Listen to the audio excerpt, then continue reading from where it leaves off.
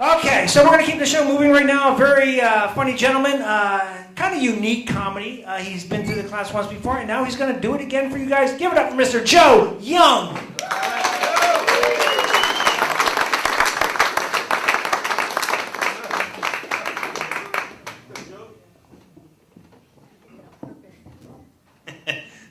Funny. Yeah, good one, Tom. This thing's on, isn't it? Yeah, hey, how's everybody doing? All right. Yeah, good to hear, good to hear. Yeah, man, that Ebola is something, right? Yeah, something scary and distracting from whatever I opened up with. Yeah, all of 3 people have it now in America. Maybe by the end of next week I can use both hands. You know, maybe all this we're afraid business will, warrant something. But I'm a man who likes planning ahead, so I got myself medication. Turns out you can just get this. Yeah. I'm hoping the fantasy is that if I just take a bunch of the medication for the disease, I'd build up an immunity to said disease. Please don't tell me that's not the case. I already bought like 3 bottles of that, and they're like $15 a piece. So, yeah. Yeah. Yeah. The other day I made an interesting realization that clowns and prostitutes are actually kind of similar.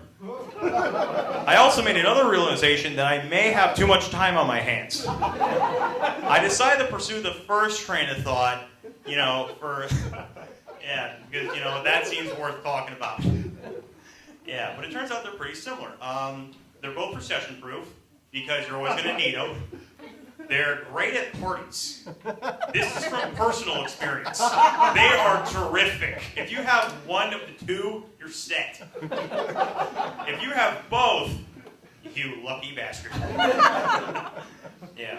They're very eco-friendly because, they're very carpool-oriented. For a clown, you just need you and 49 others in a car this big and just cram yourselves in there. Yeah. How do they do that? I don't know. Yeah, for a hooker, you could just sit in the back seat of some tinted window car. Then, depending on how lucky you are that night and how much you're worth. Now that we've gotten the positives out. Oh yeah, I forgot one last thing. One last thing, most important. They're fun for the whole family. The whole family. Extended family even. But now let's get on to negatives. Is that no one ever wanted to be one of those. Like, you've heard that like no one wants to be a prostitute, but it's sadder for a clown. It's just more depressing for a clown. Like no kid in like school ever thinks to himself, you know what, instead of being a lawyer or a doctor or an astronaut or the president or something warranting respect, I'm gonna put a bunch of makeup on and a big bright red nose so people know where to punch. And then the pants so baggy, so colorful, and so stupid, MC Hammer's laughing at me. Yeah. No, but it's always along the lines of, you get these sad tales from people like this. Hold on. When in my home country, I had PhD in Marxist studies. Then union fell. Now I make work as American Pigs Party clown. As you can see, I'm juggling by my hand gestures. Yeah, this is how I juggle. Shut up. All I have left is queso blue jeans, my nuclear vessels, my raging homophobia, and bought in bulk copies of the Communist Manifesto because I am an idiot. Oh, little boy, you want the balloon ammo? Okay. Okay, here's Vladimir Lenin's head. That's all I know how to do. Go away. Yeah. And no one ever gives a shit about how happy or sad a clown is unless said clown's wife is cheating on him. Pagliacci. Anybody.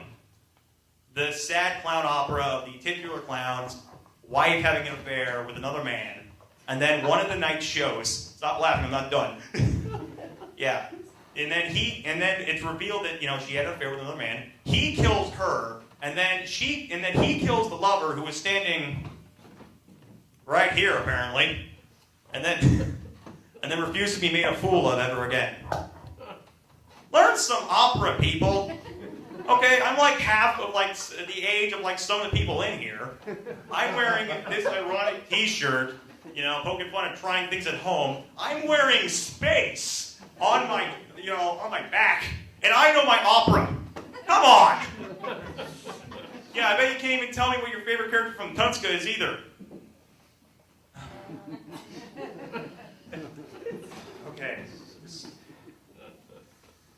All right, fine, whatever. Okay, because you're all well-versed in your opera scene, I bet you all know about movies, too. Okay, well, why don't I tell you about a movie called Dolphin Tale? I haven't gotten to the joke yet, so hold on. Yeah, I admire all your enthusiasm, but just please wait. Okay. All right, it's apparently the story of a dolphin, the tale of a dolphin even, of a dolphin who loses its tail in what I'm assuming is either a bar fight or in one of the great Aquaman wars that aquatic life are known to partake in. It has all the stakes and all the tension of a physical therapy session, and Morgan Freeman's in it. That's the entire movie. Somehow a sequel got made. I'm just as surprised as you are. And what it is apparently the dolphin has some sort of sickness or something where it has to mate with a female dolphin in some time or it'll die. Humans have that same kind of sickness. It's called being a virgin. Yeah. You know, that's not a disease, okay? I'm no marine biologist, but that sounds like bullshit. I can hear you, by the way. I can hear you. There's no like invisible barrier for sound. Okay? You wanna come up here? Okay, that's what I thought. Alright. You're up front, I can hear you. I'm the guy with the mic. Alright. You know, but I'm worried that yes, I am, thank you.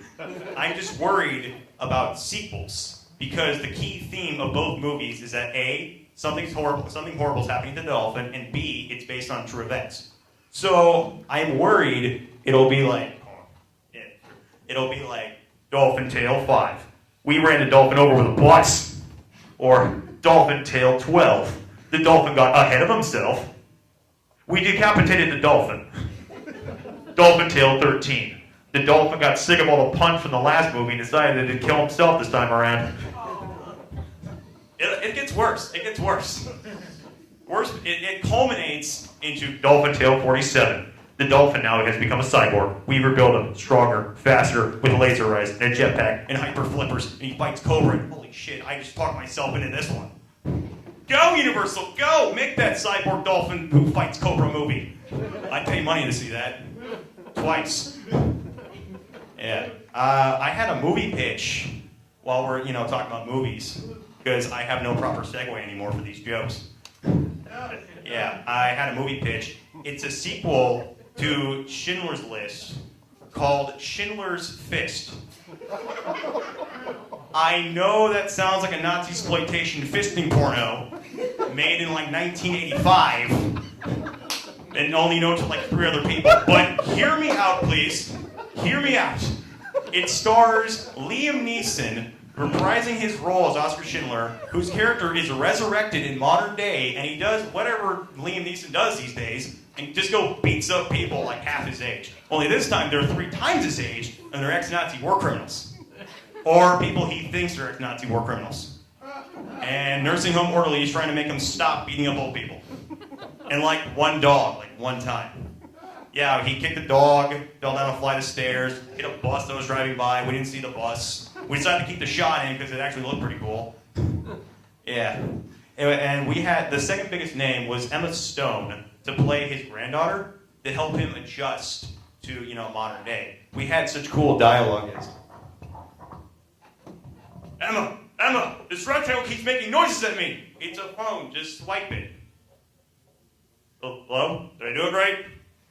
What is this apple? I have no... Yeah. Fortunately...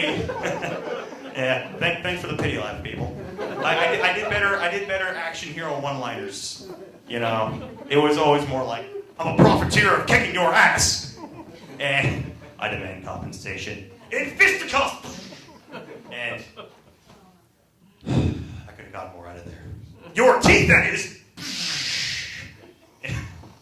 Yeah, and ultimately, we were going pretty well until Steven Spielberg himself rejected the pitch, and the whole thing just kind of fell apart afterwards. I spent all night farting up an entire script for Hollywood. I get chewed up and I get spat out. You know what? I'm depressed now. I need my antidepressant. I've said these for antidepressants, right? Whatever. Yeah. Speaking of Steven Spielberg, once again, no proper segue. Yeah. My college had to write a paper on a person to write a book about a person, like a biography. I had to write a report about the book about a person from American history. I picked Steven Spielberg because I literally slept on the thing till the last minute. And I noticed the hard part was actually finding a book about the guy.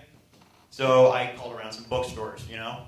It seemed like a natural thing to do, you know. Easy. You need to find a book, you find a bookstore. So here's what happened. I called a bookstore at Barnes & Noble in what I think was Irvine. Yeah, I think it was Irvine. Here's what I said. Hello, do you have any books on Steven Spielberg? That's it. Simple question. No doublespeak, no innuendos, no hidden meanings, no riddles, no nothing. No reverse psychology. Just a simple question. Do you have any books? Here's what the lady said without missing a beat. Like literally as soon as, she heard it.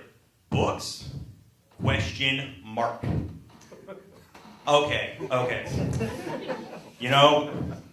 I don't know what goes on, what you do, but one of the last questions you should ask is books? Seriously, you're not professional, and I just brought M&Ms on stage saying they were Ebola/antidepressant medication, and brought them on stage and forgot to bring them up.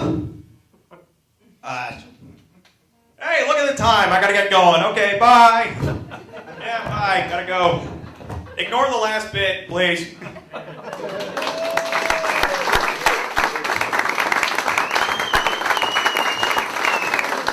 Joe Young. The comedy stylings of Joe Young.